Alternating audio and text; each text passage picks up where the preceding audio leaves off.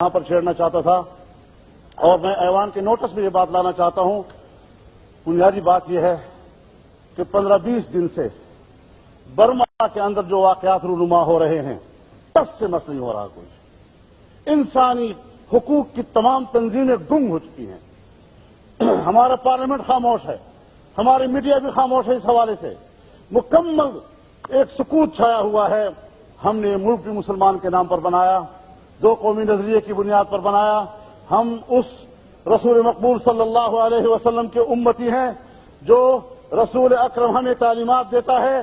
جناب رسول اللہ صلی اللہ علیہ وسلم فرماتے ہیں مثل المؤمنین فی توادہم وتعاطفہم وتراحمہم کمثل جسد واحد اذا اشتكى عينه اشتكى كله واذا اشتكى رأسه اشتكى كله واذا اشتكى عضو تداعى له سائر الجسد بالسهر والحمى۔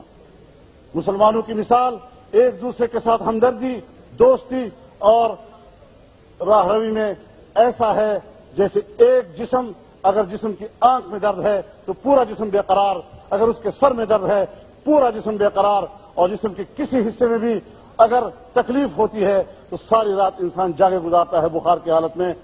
آج ہمیں بتائیں، ہمارے جسم پر جوں تک نہیں رینگتی، ہمیں احساس ہی نہیں ہو رہا کہ کرۂ ارض پر ایک ایسا ملک بھی ہے جہاں کے مسلمان کے ساتھ وہاں کی حکومت کیا کچھ نہیں کر رہی ہے۔ اس وقت جو محتاط اندازے سے قتل عام ہوا ہے مسلمانوں کا، 20,000 تعداد بتائی جا رہی ہے۔ غیر محتاط اس سے زیادہ ہے۔ 1 لاکھ مسلمان اس وقت بے گھر ہو چکے ہیں، اور جو وہ ملک چھوڑنے پر مجبور ہوئے تو بنگلہ دیش نے سرحد بند کر دی ان کے لیے، اور فوج ٹوٹ پڑی ہے وہاں کے مسلمانوں پہ۔ برما کی کمیونسٹ حکومت اور اس کی کمیونسٹ فوج وہاں کے مسلمانوں کا جس طرح قتل عام کر رہی ہے، ہمارا فرض بنتا ہے کہ ہم اس کا نوٹس لیں، ہماری پارلیمنٹ اس کا نوٹس لے، ہماری گورنمنٹ اس کا نوٹس لے، ہماری وزارت خارجہ اس کا نوٹس لے، ہماری میڈیا اس کا نوٹس لے، اور اس پر ہم اپنا فرض پورا کریں۔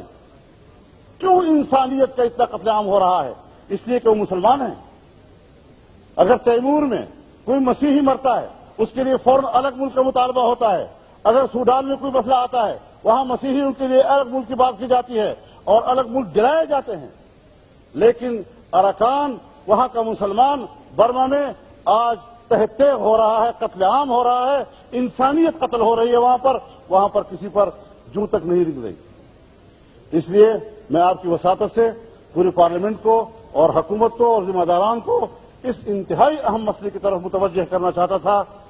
شاید کہ اتر جائے تیرے دل میں میری بات، یہی گزارش تھی میری، اور اسی پر میں بات کرنا چاہتا تھا۔ میرا خیال ہے کہ ہمارے دوسرے اراکین بھی اس مسئلے کی طرف متوجہ ہوں گے اور علی وجہ البصیرت پوری قوم کی نمائندگی اور رہنمائی فرمائیں گے۔ وآخر دعوانا الحمدللہ۔